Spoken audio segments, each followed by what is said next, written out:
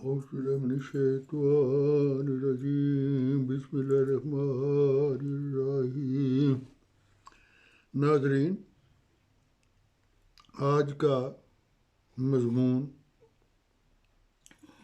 کا عنوان اسلام شدت پسندی کا مذہب ہے۔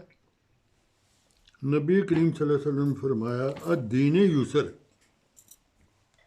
اسلام آسانی کا دین ہے۔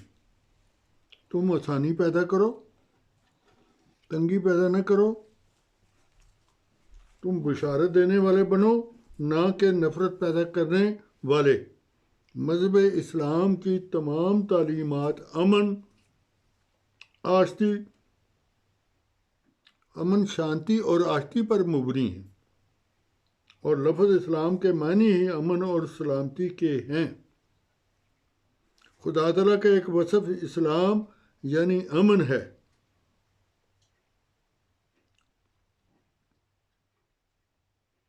اور خدا تعالیٰ واللہ یدل الی دار السلام فرما کر اسلام ساری دنیا کو امن کی دعوت دیتا ہے۔ جب ایک مسلمان کسی سے مخاطب ہوتا ہے تو سب سے پہلے السلام علیکم کہتا ہے۔ جہادی نام نہاد علماء کے متشدد جہاد اور مغرب کے بے بنیاد پراپوگنڈا نے اسلام کو شدت پسند مذہب کی شکل میں پیش کیا ہے۔ آئیے ہم دیکھتے ہیں کہ اسلام کے احکام میں واقعی شدت پسندی ہے یا اس کے برعکس نرمی اور سہولت کی تعلیم ہے۔ ہم آن سلم رحمۃ اللہ عالمین کی زندگی کا مطالعہ کرنے والے بخوبی اس بات کو سمجھ سکتے ہیں کہ آپ کا دین اور آپ کی زندگی امن عالم کے لیے اور اخوت اور بھائی چارگی کے لیے وقف تھی۔ اور پھر جب مذاہب عالم کو دیکھتے ہیں کہ انبیاء آتے رہے اور لوگوں کو خدا کے قریب کرتے رہے، اس تعلق کے قیام کے لیے خدا نے الہاماً شریعت و الہاماً اللہ تعالیٰ سے شریعت بھی پاتے رہے، مگر نیکی کے دور کے بعد دوسرا دور آتا رہا، اور جب بھی نور کا دور ظلمت میں بدلا تو پھر سے نور سے آغاز ہوا۔ ایک آنے والے نبی کے ذریعے نور اس کا ثابت ہو گیا۔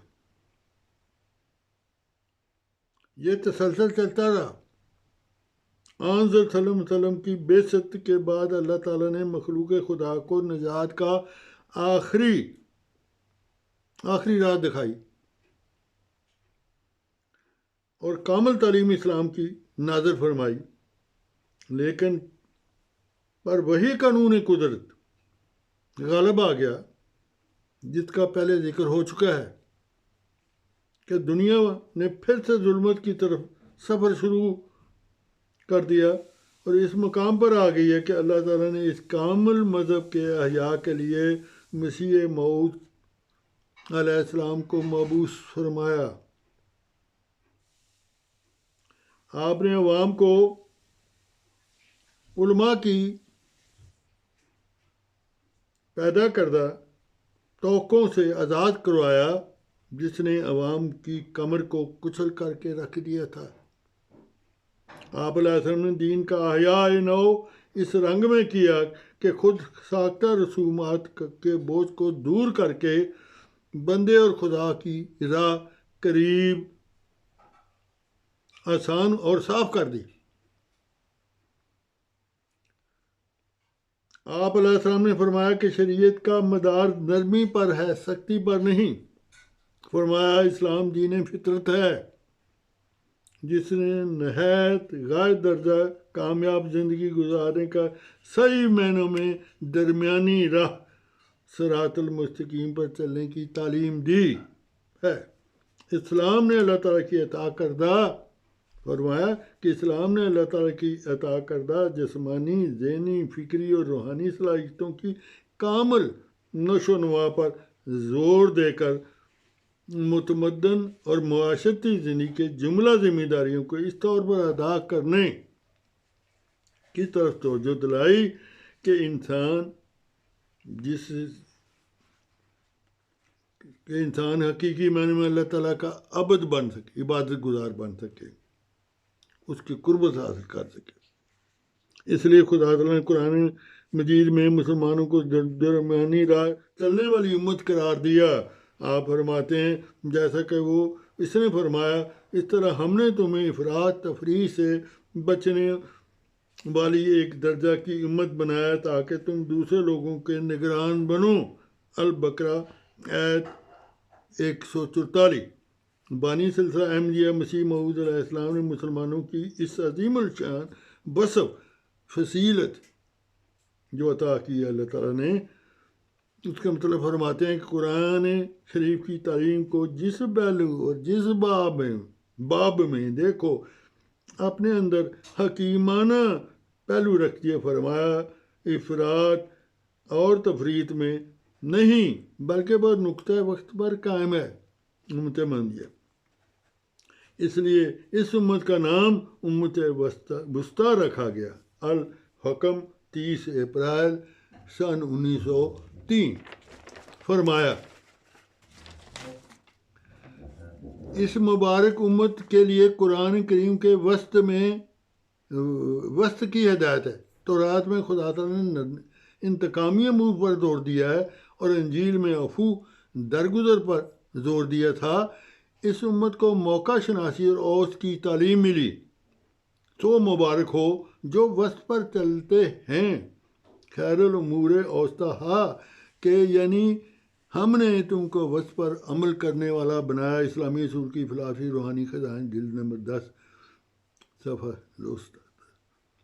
الغرض اسلام و دین فطر ہے جس میں تمام سابقہ کتب سماوی کی ابدی صداقتیں موجود ہیں، پوری شرح بس کے ساتھ من جملہ اللہ جمع کر دی گئی۔ اسلام کی تعلیم کے لیے تمام بنی نوع سا مخاطب ہیں۔ یہ نہیں کہ کسی قوم کے لیے مخاطب، پوری دنیا۔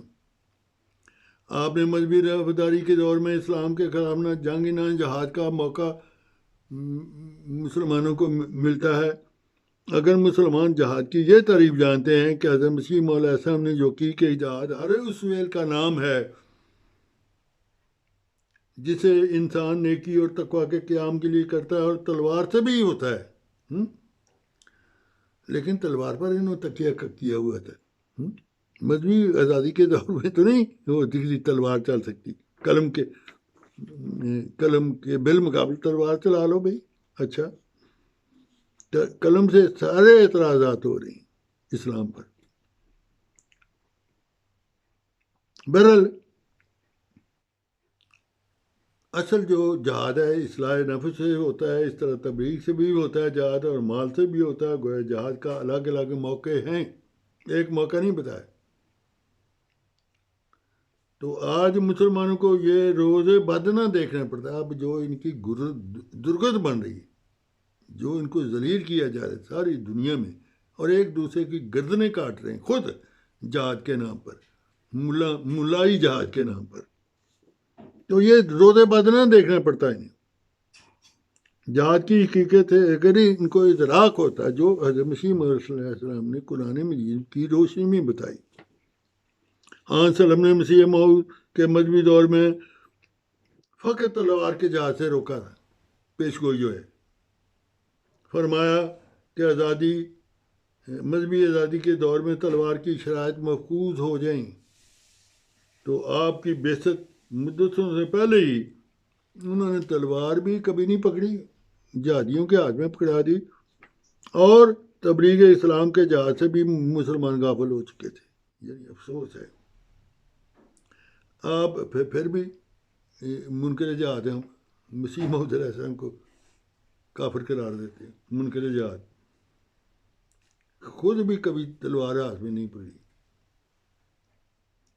آپ نے اس کام کو جاری فرمایا، یعنی تبلیغ کو، تلوار کی جگہ تبلیغ جو قلم کا جہاد ہے، دلائل کا جہاد ہے، جاری فرمایا۔ شریعت کے مطابق تبلیغ اسلام کے جہاد کو اگر مسلمان سمجھیں تو یہ آپ کا یہ فعل زبردست خدمت اسلامی ہے۔ اگر اس بات کو سمجھیں مسیح موعود علیہ السلام نے کتنا بڑا مارکا ادا کریں۔ آپ نے ایک جماعت آپ کی اور جماعت نے اسلام کا کام ساری دنیا میں کیا ہوا ہے، جاری کیا ہوا ہے۔ آپ نے تبلیغ کے جہاد کے ذریعے مسلمانوں کو بیدار کیا اور ان کے لیے ترقی کا راستہ کھول دیا، بلکہ مسلمانوں کو ایک بڑے گناہ سے بچا لیا۔ مسلمان یہ عقیدہ رکھتے ہیں یہ زمانہ تلوار کے جہاد کا ہے، لیکن وہ فرض سمجھ کر بھی اس پر عمل نہیں کرتے۔ اس طرح احساس گناہ کی وجہ سے گنہگار بن رہے ہیں۔ جہاد کی تشریح کو جوں مسلمانوں تسلیم کرتے جائیں گے، ان کے دلوں میں احساس گناہ اترتا جائے گا اور وہ محسوس کریں گے کہ وہ رسول خدا سے غداری نہیں کر رہے، صرف ان کا نقص یہ ہے کہ ان کو جہاد کا صحیح علم نہ تھا۔ اور مسلمانوں مروجہ عقائد کی اصلاح کی اور مسلمانوں کو صراط المستقیم کی راہ چلائی۔ حضرت امام مہدی علیہ السلام کی آمد و دجال کی حقیقت، ان پر اسلامی جہاد کا تصور، یہ ساری باتیں آگاہ کی ان سے، اور قرآن و حدیث کا مقام وغیرہ بے شمار امور ہیں جس کا تفصیل ذکر قرآن مجید کے لٹریچر میں موجود